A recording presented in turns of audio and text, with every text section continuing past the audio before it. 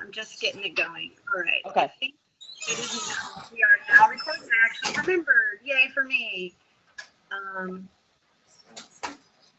All right. So go ahead, Lisa. All right. So should we just start with the questions part of it and go from there? Whatever way you want to do it, or if you want, hey Barb, if you want to show us a couple of YouTubes to get us jump started, or if someone has a question right off the bat, yeah, whichever. Okay.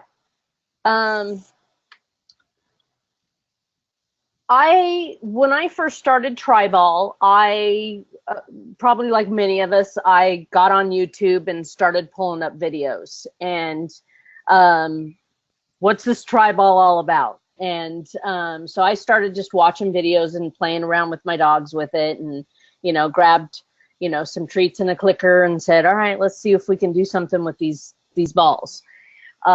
So upon that, I started finding you guys and trainers and Nate and a couple other organizations that are out there, and just started playing around and dipping my toe in the water, if you will. So and I really fell in love. So I wanted to really help this sport grow. And of course, I started searching around for trainers and kept hitting dead ends. And so it was really frustrating for me. And I'm like, I knew I wasn't alone. So so that's, I think, what got me to persevere. And I signed up with the American Tri-Ball Association and went and got trained and became one of their trainers, and went to a seminar. So you're going to see some of the videos from that.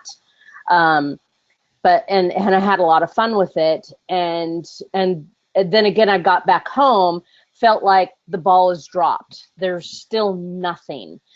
So again, it was really frustrating for me. So I think for a good year, just kind of kept feeling like a spin in my wheels. And I started classes, and they were slow moving, but people were signing up for them because I happened to be really lucky and work at a training facility, and was one of the head trainers, but also got to introduce, we did a mix it up class. So we introduced rally, and canine freestyle and Tri-Ball. So those were the three sports we picked. And people were signing up. Our classes were full, so it was like everybody got to get a little taste of it.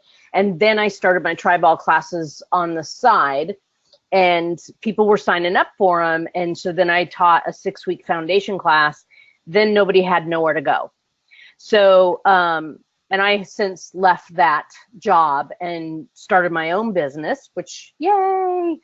So that was good. And within that, I got to start my Tri-Ball practice group, because here I had all these people that I was running through a 6-week foundation class, teaching them some real basics of orientation, a little bit about push, and how to line up behind the ball, how to be around the balls, and that type stuff that we all learned in the beginning.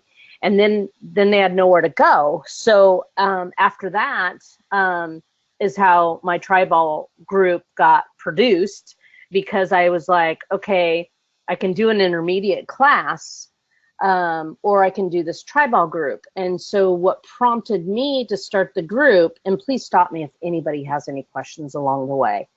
The reason I started the group and the way I did it was, I had some agility people coming to me, which great. I was excited about that. Because they already had training. They already knew about how to do sports with their dogs and stuff like that.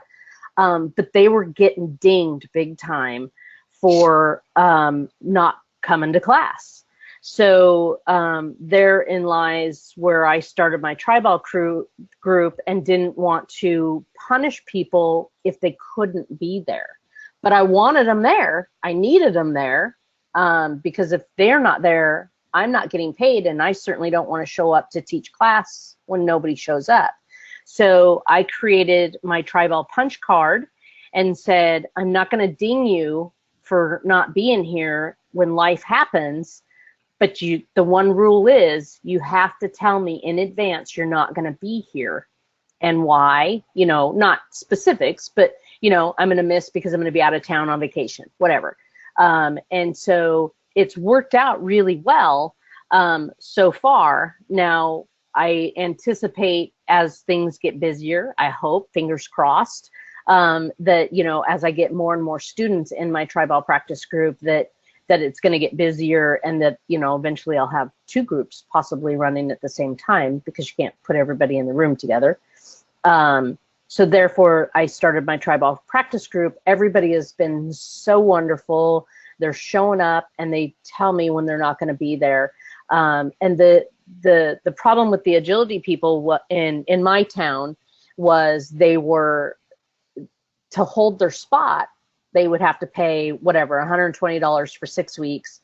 And then if you weren't going to be there 1 week or 2 weeks, the agility instructor still kept your money, even though you weren't going to be there, and even though you let them know ahead of time. And I'm like, it made me mad. So I was like, I don't want to do that to people. I want you there, but I don't want to do that to them. So I created the punch card, made my one rule, just let me know. And so it's grown from there. So now I have 5 people in my tri-ball practice group, which is better than, where we were at and not having anybody to go anywhere. And so every time I start a 6-week foundation class, and usually I'll run 4 to 6 people in that class. So even if I get one person to come into my practice group, it's still growing, and they're staying. That's the nice thing. They are staying. So the ones that are coming over to the practice group are staying with the practice group, and they're there every week, and they are practicing, and they really do like tri-ball, and they want to grow the sport. Cool. So that's been a lot of fun to create that and see. I'm starting to see the growth, and for me, I think that's a huge piece. It's huge for all of us. So is anybody here a trainer, or are we all working with our individual dogs?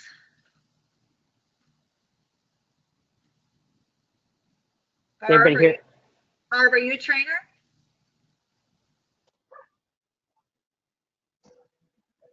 I train canine nose work right now, and I still work a full-time day job. When I retire in 3 to 5 years, or when my lottery ticket hits tonight, I will add tri-ball and maybe parkour and start teaching more. But that's a few years out.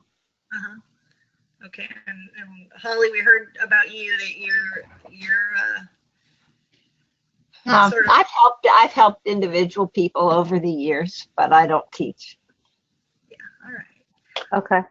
Well, Lisa, tell us some about your the different aspects you cover each week, or how you did you have some? I'm not sure if you had some videos.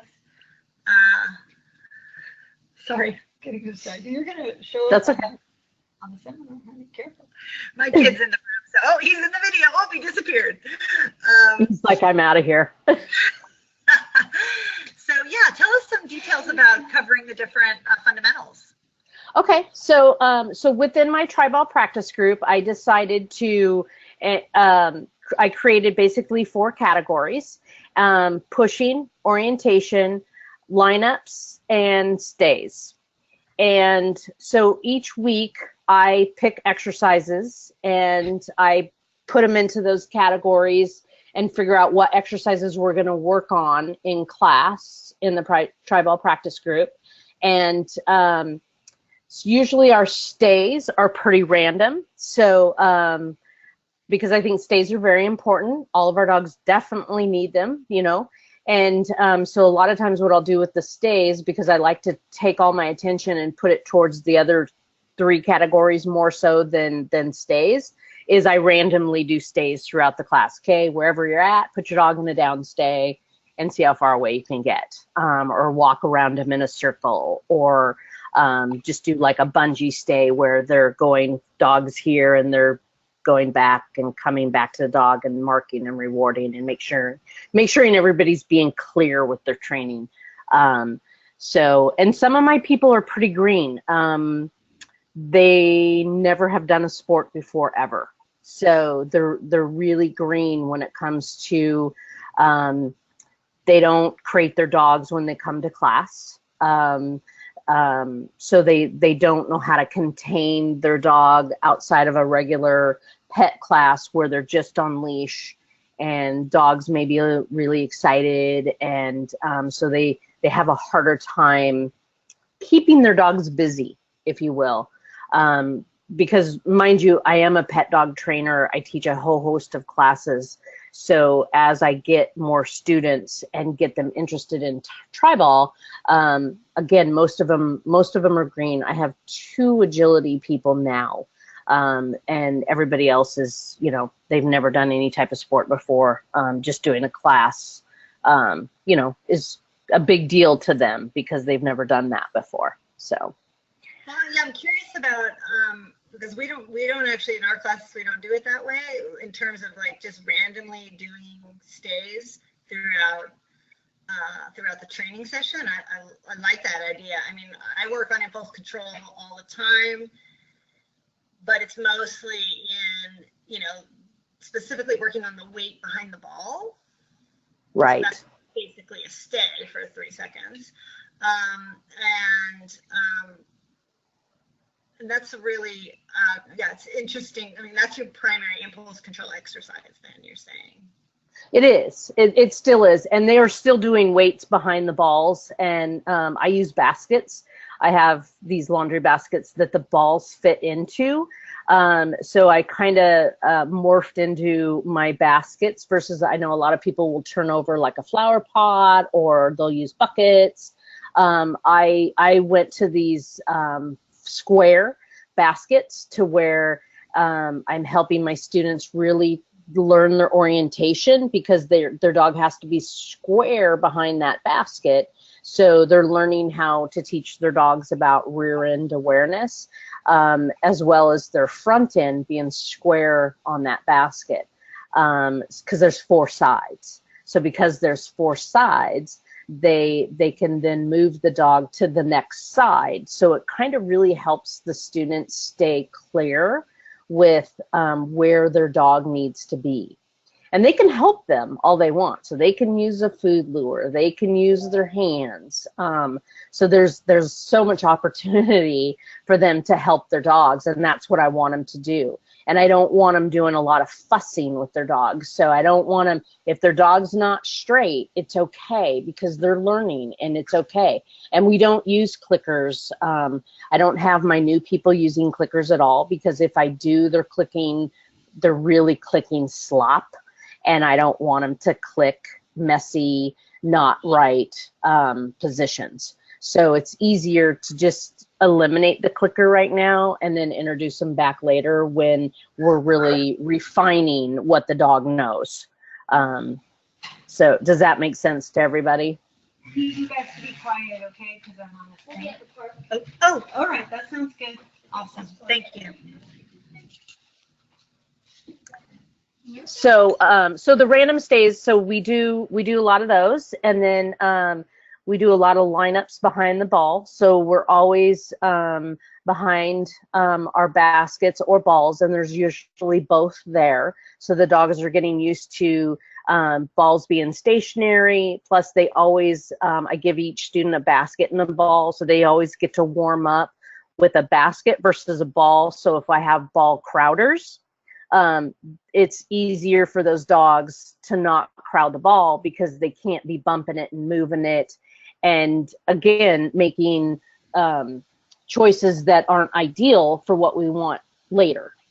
So so that's why I use the baskets. And you'll see in the video that I'm going to show you. So the first video I want to show you is one of my students who, again, this is one of my very green students, and I was really proud of her for this video because she has a really hard time not talking to her dog. She talks to her dog constantly, and her dog, it's a Belgian Tervern, and he gets really, really excited, and he's like, I don't know what you want me to do. So he gets very confused with his owner, and she did such a wonderful job in this video. I was just like, it was so perfect for her, even though I know it's, yeah, Okay, I'm gonna click over to my YouTube, so you guys might lose me. And then I'm gonna. You'll just lose us. Okay, so it's a 54-second video, so it's not really long. Hopefully you guys can see this. Tell me if you can, and if I need to. Usually the video comes across a little jerky, but we'll still get the point across. Okay. Okay, and you let me know if it's playing and I need to start it over. So you'll see my balls and baskets. Oh, nice. And she bypassed the yellow ball because that's one of our exercises too, that we'll start bypassing a basket.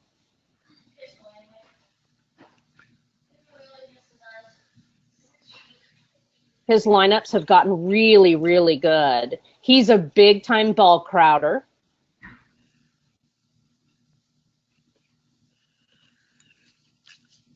Tell us a little bit, Lisa, what you do for ball crowding. I'd like to hear that. So for ball crowding, I'm going to hopefully stop this so that it doesn't, whoops, keep playing for you guys. Maybe I can jump back. Can everybody still hear me? Yeah. Okay, just want to make sure. So for ball crowding, again, this is where I use the baskets a lot. So if they are crowding, and again, the baskets are helping them not bump the balls, so they never get the experience in the beginning to bump balls and make them move. So if they are a crowder, usually what I'm doing is helping my student by teaching them how to either go under the chin with a piece of food to push them back a little bit and rewarding for a further back position versus then being right over that ball.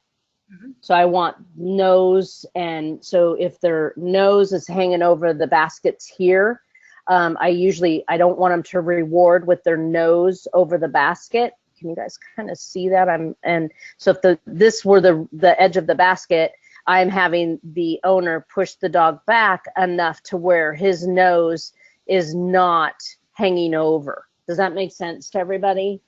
Mm-hmm. So that's my main way of doing it. Sometimes I'll put a barrier in front of the basket or the ball, and I've had to do that with that particular dog because he is a big time ball crowder. So I've taken, I have these big gutters. They're actual gutters that go on your house that they stack, and I'll put that in front of it so that and sometimes they'll step up on the gutter, but then we're using the treat to push him back a little bit. Again, the idea is not to step on the gutter, it's to stand back. So then there's a barrier in between the dog, barrier, ball, human. Does that make sense? Is the gutter upside down or up, you know? Technically, yeah, it's upside down. So it's like, it's like this laying on the ground. I wish I don't have any of them in my video, but I would be more than happy to take pictures or do a video with them. Again, those gutters were turned on to me by another tri-ball trainer up on the San Juan Islands, and they work wonderful for making a goal area or a ball stopper. I have them cut from 2 feet, 4 feet, and 5 feet, so that I can make patterns with the gutters, and they interlock with each other, so you can set one on top of the other to make them longer. You can make them shorter. You can turn them and do side to side. So yeah, we do, I'll outline a whole goalie area with the gutters. Cool. And so if the dog crowds the ball and steps onto the gutter, it's kind of wobbly, a little wobbly, they don't like it. Is that what? They're not wobbly at all. If they step on them, they stay in place. That's the nice thing about the gutters. So they're not going to move and scare the dog. But they actually can step on them and get their paws on them, but that's not what we're going for. And I usually won't use them if I have a dog that's targeted something and that they know my job is to get up on this thing and stand on it. So I would choose something else then for a dog like that. Okay. All right. Let's see. You know, Lisa, you mentioned one other thing that I would love you to hit on, and that's maybe, I don't know if you can describe some exercises for rear end awareness, because you mentioned that, and that's really something that we all need to work on. Yes, yeah. Yeah, I like doing rear end awareness. I think it's fun. I think it's fun exercise. I love doing it with my own dogs. So I use the rubber feed bowls that you use for cattle and horses. So they're a rubber bowl. I'm looking to see if I have one sitting here, and I don't think I do.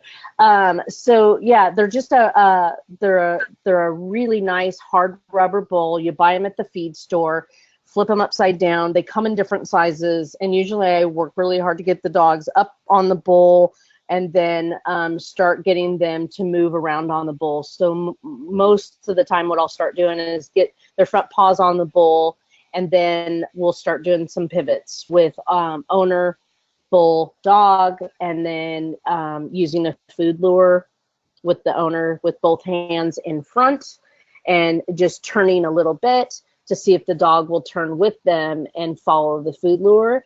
And then they really start moving their back end, because their front feet are fairly stationary until you really get them turning. And I will use clickers for this. This is where I'm like, okay, everybody get out your clickers. I want you to click every time your dog moves a back foot. So that the dogs figure out really quickly, oh, it's this that I'm getting clicked for.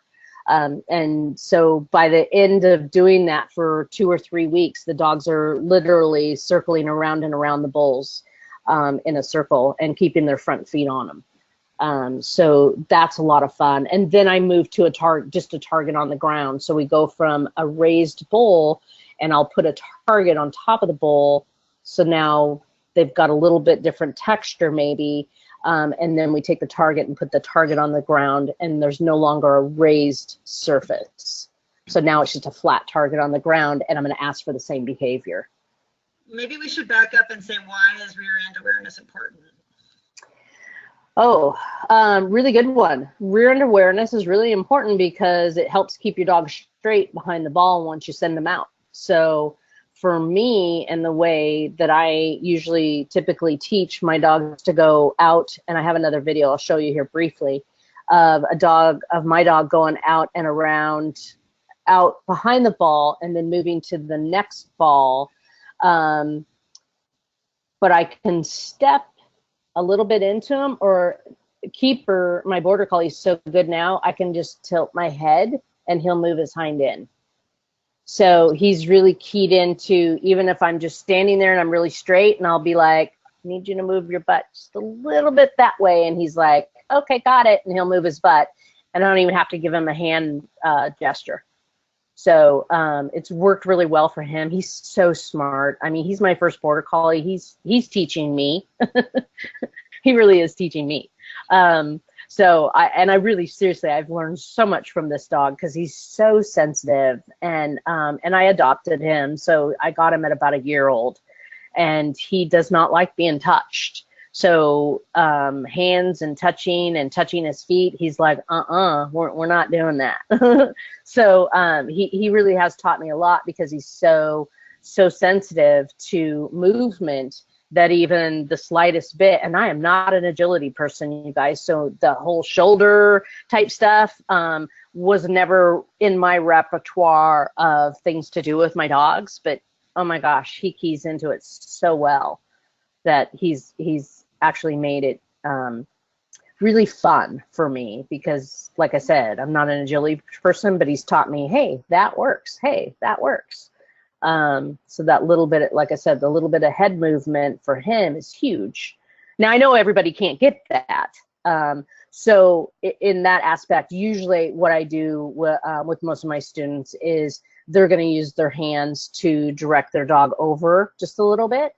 But this is where the 4 squares of the basket come into play, because we do a little game called Around the Clock. As you guys know, tri-ball's all based on, clock and counter clock. So we do Around the Clock. So they go from one side to the next side, to the next side, to the next side.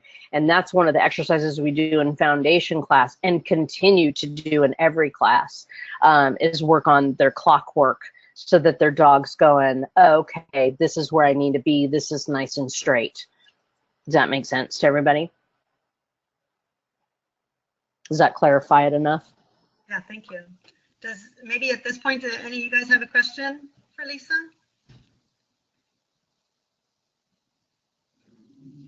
No? Anybody? No? So do you, can you hear me? Yeah. So do I you can. always make them sit or lay down? I do, yes, if needed, and especially if I've got a dog that I really, really need to slow down, absolutely I'll use sit or a down, because I think those are really important. Like my border collie's really, really fast. And because he's so fast, if I don't ask him to do something stationary, he's gone. He's left me. So if I ask him to sit or do a down, or a stay, then, you know, he's where he needs to be until I ask him to do the next thing. So yeah, he's sitting down a lot. Okay. I was just asking because I found that my girl was demotivated by trying to get her to sit her down before we started. She will actually stand behind the ball and wait, and is much happier. So I was just curious if you adjusted based on the maybe the breed or the inclination of the dog. Absolutely, yes, I would. So if that demotivated a dog, then I would be like, hey, if they're happy standing there and waiting, that's perfect. That's really what I want. It's how I taught my dogs. I didn't teach them to do a sit or a down until I got Keeper, because my border collie, because he is so fast and he's like, what's next? I'm gone. Because I'd get him behind the ball, he'd line up and he'd be lined up behind the ball where he was supposed to be. And then if I moved, he's moving with me. So, and his stay wasn't that good in the beginning. So I really had to, the sit helped him a lot. Now he can do just a stand behind the ball and is doing so much better. But yeah, for a dog that's not motivated or as fast or even worried, you know, yeah, I'm not gonna ask them to sit or down. I don't think they need it. If you don't need it, then why use it? You know, you got to do what you need to do for each individual dog. That I've learned. Yeah, and the rules for titling, you don't, you know, you can do any of the three, sit, stand, or down. Right. So just reading your dog, and so you've learned, this is Suzanne, right? Yeah. Well, yeah, we wouldn't have titled if she couldn't stand. So yeah, so it's great that the rules allow all three. I think that was brilliant of whoever of the guys that wrote the rules. So yay. yeah. Yeah, and it's interesting that, you know, the rules are a little bit different for each different organization. You know, they're different for each one, so you really have to pay attention to that because, like, I don't let the dogs use their feet or open mouth ever, because if you decide to jump over to a different organization, that's not going to be allowed. And like right now, one of my dogs is using her paws a lot for pushing. So we're really working hard for her not to use her paws, and she's pawing it, you know. So You mean like the bottom of her foot? yeah, she's putting her paw on it, yeah. Okay. To move it. So we're working really hard. Yeah, I'm really familiar with Nate. I train with Chris Rader, and we've kind of just been pretty focused on the Nate rules and, you know, getting our dogs to be able to perform under that. And she's talked a little bit about the other ones, but we haven't really gotten into differences in performance rules. Right. Yeah. Well, yeah. Nate is the best, of course, right, everybody? Well, honestly, that you guys really, this group here really does have it together. I mean, I'm in all three of them. And And I just got into World Tri-Ball League for their Winter League this year. Me and Keeper took first place 2 years ago. Keeper was a very, very green dog. After I'd signed him up, I was like, what have I done? What have I done? This dog doesn't know anything. And I was asking him to do some pretty intricate patterns.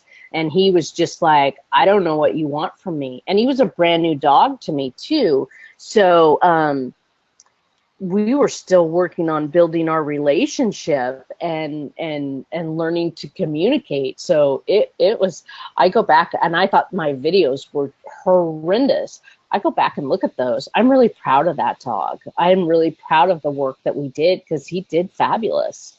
And I was really hard on us. I was. And I was just like, what was I thinking? You know, and I think we all go through that, you know. I mean, that's why we're here. We need help from each other. And that's what I love about this group too, because everybody is so friendly and open and you know, I want to start sharing more videos too. Cool. Well, do you want to show us another video now? Yep, I'm going to click over right now. So this is one I did actually today. So this is one of me and Keeper, and it's only 2 balls, and I am moving him from the purple ball to the green ball. And in the beginning, I'm not even asking him to push. Unfortunately, I cut myself out of most of the video, so you can't see my hand gestures. I move my dogs so I guess I'm not very traditional when it comes to, like, a lot of people will point, like with agility. I started Keeper out that way. I don't do that anymore. It didn't work for me and him. And for some things it did, some things it didn't. So you'll see me moving him with my right hand off to the right side. You won't see my left hand, really. So this is me and Keeper. Can everybody see it okay? Yep. And I am asking him to sit. And I called him off the ball there. So unfortunately, sorry, you couldn't see that I actually was calling him off the ball. And you'll see it on this green one.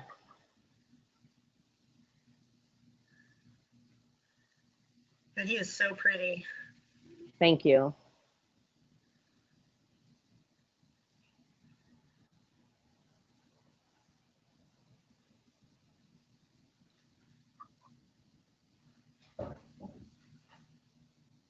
So I skipped treating him on that purple ball, but I treated him on that green ball. Because at this point he is able to move from ball to ball and pass a ball and not get fed behind it. So I do a lot of ball passes with him. Some I feed, some I don't. So what do you mean when you say ball pass? So like I put him out on that purple ball the second time and I didn't walk up and feed him for getting up behind it, lining up behind it. He did really well. He stayed and didn't move. And then I just chose to move him over to the green ball instead of treating him behind the purple ball on the second round. So the first round I fed him. On the second round, I didn't, and then I just moved him over to the green ball, but I did go up and feed him, and then he stayed, so I took him off the ball, and his reward was after. His rewards always happen behind the ball. I never feed when they come off the ball. Oh, you don't feed when they come back to you? Nope. Sometimes I do, but not typically. All my rewards always happen behind the ball. Really? Yeah. Yeah. What about after a push? After a push, I do feed. Yes. Oh, okay. Yes. Right. But when they're lining up and I'm working on my orientation, all the food happens behind the ball. Right. Okay, that makes sense. So when I call them off, I'm not feeding them anymore. When I call them off, it's their release cue. Mm-hmm. It's the release cue to come off the ball, but they're coming to me. Sometimes I'll feed them, but typically I'm not feeding them a bunch of treats for coming off the ball. Now, that'll probably change as I add more balls, and then as they're coming in, I'm going to reward more heavily for pushing and actually bringing ball in after ball after ball after ball, and we're actually doing multiple balls, if that makes sense. Right. And this is Barb. I have a question too. Do you, as you're creating distance and you're moving farther and farther out, do you also walk out and feed behind the ball? Yeah, I will. Okay. Even with distance, I will. And as you get more distance, and actually Keeper, he has quite a bit of distance. That was about 10 feet where I've been working, because I'm going to do the Nate video trial here. So I'm getting him prepped for that. But yeah, he's got some really, really good distance. So as they get further out, yeah, if I'm asking him to do multiple things, like go from ball to ball, and I usually do, I'll ask him to go from one ball to another ball to maybe even a third ball, and then call him off, and then yeah, I'll reward him for that, because yeah, he's worked really hard. He deserves to get rewarded. Yeah. Just a little bit of a different perspective on the same thing. What I tend to do is, when I'm working close, I toss a lot of treats. The same thing like for crowding a ball. If a dog's crowding, I would toss a treat behind.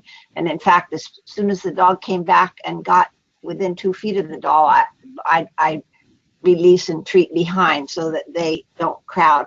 That I was thinking of that when you were talking about crowding. But also for the distance work, once they get to a distance, I use the lotus ball heavily. I put treats in the lotus ball, the one that closes with Velcro, and I treat behind. And when I first start training a dog in tri-ball, I get them really used to the lotus ball, or those little zipper bags that have the treat in.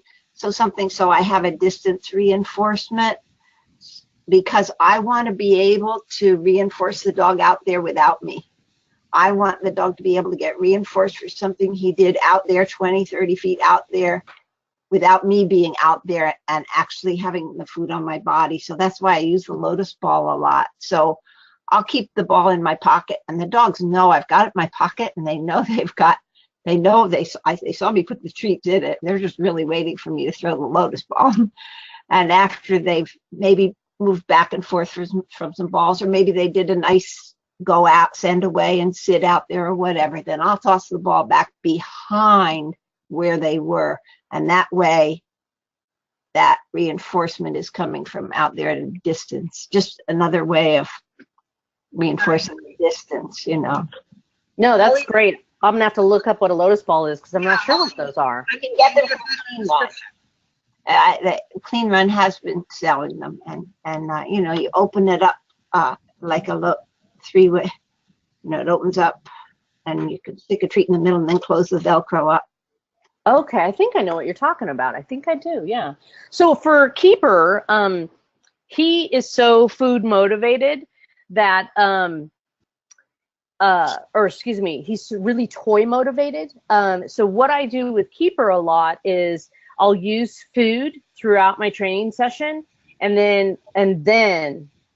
I've learned this over time too, over lots of failure, I'll bust out his toy in the very end when we're done training, because if I bust out that toy in the middle of our session, he's so toy obsessed that he is doing nothing now but focusing on the toy, and he has a really hard time holding a stay behind the ball once I broke out a toy. And it doesn't matter what toy it is. He'll take whatever toy I've got if that's all there is, but he has his favorites. And he loves to tug. So, it's a big party at the end, and it's lots of tugging and throwing the ball and letting him bring it back and throwing it again, because that's what he's waiting for, and that's his big party. So I try to keep my training sessions short with him, go out there and do a couple lineups or whatever. I might have 4 or 5 balls out there. And then I'll do a couple run-throughs, and then I'll chuck his ball. I'll have it hidden in my pocket or something, and then I'll chuck it out there for him, and then leave the field and come back later and do, something different, but a different setup, and then, again, reward him again. Because you're right, when especially when you start adding all that distance, that's when I get to chuck the ball out there for him, because now he can go fly way out there and get his toy and keep him out there and keep the distance going. Right. And when you're teaching a beginner dog. What? No. Sorry, I got interrupted. So the reason I like the treat ball with the treats in it, or the little zipper bag where the dog can't get the treat, is because they really need you to interact with them. Whereas a lot of dogs with a toy, then it'll turn into a keep away game, and then, you know, you're defeating your purpose. So I like the thing that even the lotus ball. Now my dogs can burrow in it, but it takes a minute. I have time to.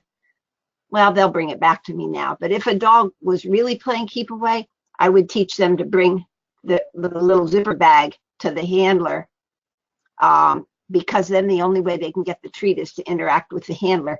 But when they see that come flying out to them out there, they're getting a charge out of it. They're getting reinforcement out of it. But I don't, with the toy, if a dog's very good at bringing it back to you, it's a great thing to use. But if they want to play keep away, then it's not a great thing to use. Right. Yeah, no, that sounds like a great idea, Holly. I think I'm going to look and try that with him, because that might be something that might work really well for him. And my Sheltie, I have a Sheltie too, Pippin, and he's my Velcro dog. I have no distance with that guy.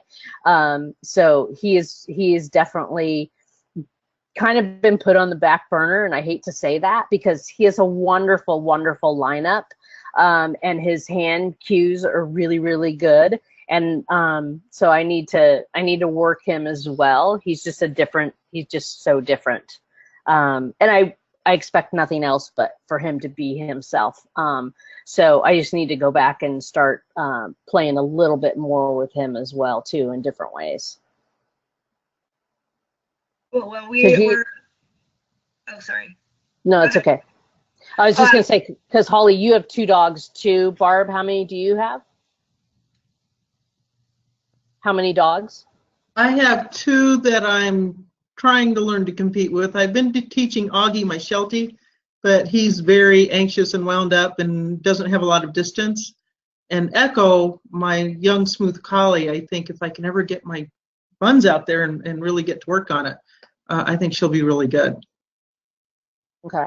Yeah, I'd like to hear more about your Sheltie and how you're doing, just to compare notes sometime. I mean, we don't have to, not now, but yeah, my Sheltie he's food crazy, and like I said, I have no distance with him because of his food craziness, and like he'll bite me. He'll literally bite my fingers trying to get the food because he's so food crazy.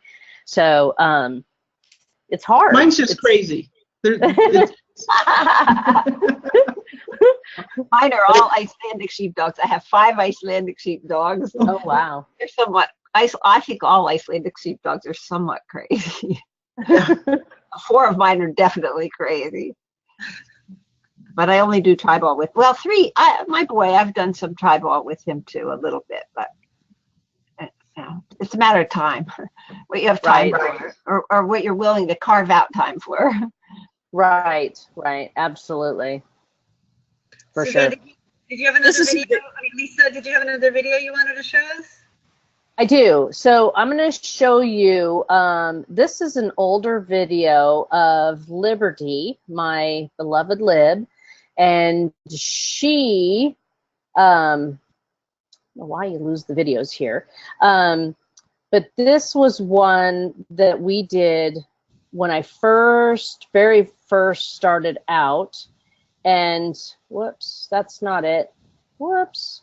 Well, we can watch this one and I'll find the other one. So this is one I did too in my backyard, and I was using the pad as my spot to keep me in place, and just teaching him to go line up behind several balls and stay and wait. And I did use a toy in this one, and release, and there's his toy. So I didn't beat this exercise into the ground with him, because if I had, it was a really windy day too. If I had, he once he gets that toy, he's out. He has checked out. I've got my toy. Now I just want to play the toy game and keep that going.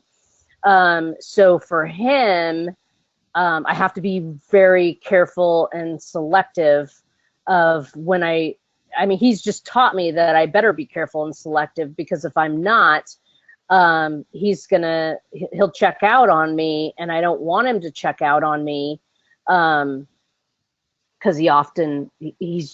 he's all puppy. He's so much fun in that aspect, and that's what I love about him, because he really, really loves to play. And so that's the one that I really like about him. So here is the 6-ball game with Liberty. And mind you, whoops. Well, until I did that, let me see if I can go back. Hang on. Sorry about that. So they were calling out balls to me. I wasn't listening because I was doing what my dog needed.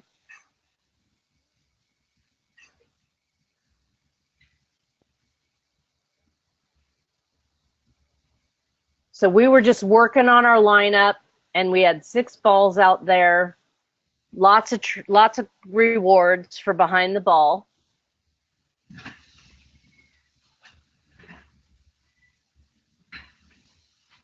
She was a very, very happy dog, loved to work. So she really loved playing and toys, and she would work for food, she would work for toys. She was, in essence, my perfect dog, because she literally was like the Energizer Bunny. She wouldn't stop working, and I loved that about her. I mean, I know we all do when you lose them, but I'll try to find. Let's see. Well, we're pretty close to yeah. And here, I think Suzanne had a question. I realized her microphone flickered, and then did you have a question, Suzanne?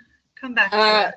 No, when you guys were talking about your Shelties, I train with a couple, and they've got pretty good distance. They both did agility before Tri-Ball. So I don't know if you want to connect with one of them. Sandy White she's innate, and I think Margaret is too. But they both have Shelties. Lisa, if you want to reach out to them, I know Margaret has quite a bit of distance with her Sheltie Finn. And you probably have some videos for his, he has his novice title. So I think, Monica, you probably have the YouTube videos for him. Yeah, we should have. I'm not on Facebook, so I'm guessing they're probably there. But if you were looking for other Sheltie people to hook up with, Lisa. Yeah, thank you. I appreciate that, and I'll definitely reach out to them because I would love to. I think it would be so much fun. You guys should create a little Sheltie sub group, and you can have a Clubhouse chat about Shelties. Yeah, for sure. Well, and I jumped from you guys. I've always had labs or lab mixes of some kind. So I jumped ship, and I got my Sheltie, and then I go and get a Border Collie. So I jumped from, I really jumped ship here because. Yeah, but I love it. I think everybody here has some form of shepherd. No, Harriet has a lab, and we haven't heard anything from Harriet. I don't know if she's actually with us. I have Sammy's, so I don't have any shepherd kind of dogs. Oh, okay. Well, I'm going to sign off. I've got to run, but it's been great. Thank you, Lisa, so much. Thank you. Enjoyed it. Anybody have any last questions? Nope, I'm good. Thank you. Thanks, Barb.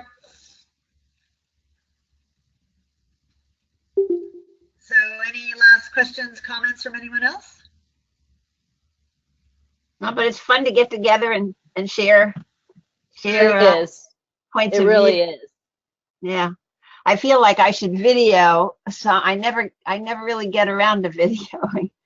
It's so much fun to have them and see them, but I never, I should really make more effort. I should make more effort.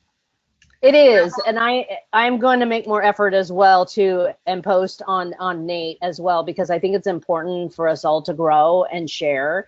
And I know, again, just before this chat, I went in and looked at all my videos, and I'm like, oh my gosh, we did so good back then, and now where are we going to go this year? So I'm really looking forward to a new fun year and into the winter and everything. So I'm excited, really.